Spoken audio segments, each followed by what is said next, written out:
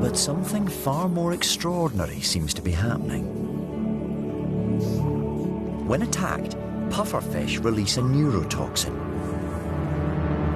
In high doses it can kill, but in small doses it has a narcotic effect.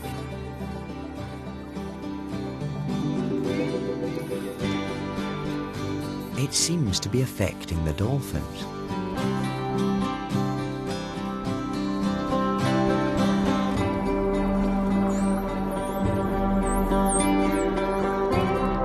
They appear totally blissed out by the whole experience.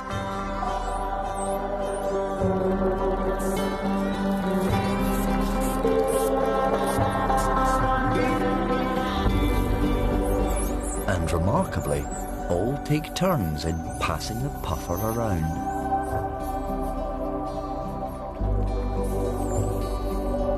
This is the first time that apparent recreational drug use has been documented in dolphins.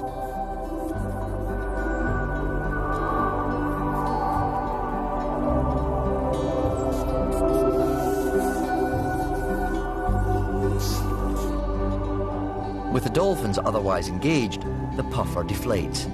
He's free to go on his way. It looks like they will be distracted for quite some time.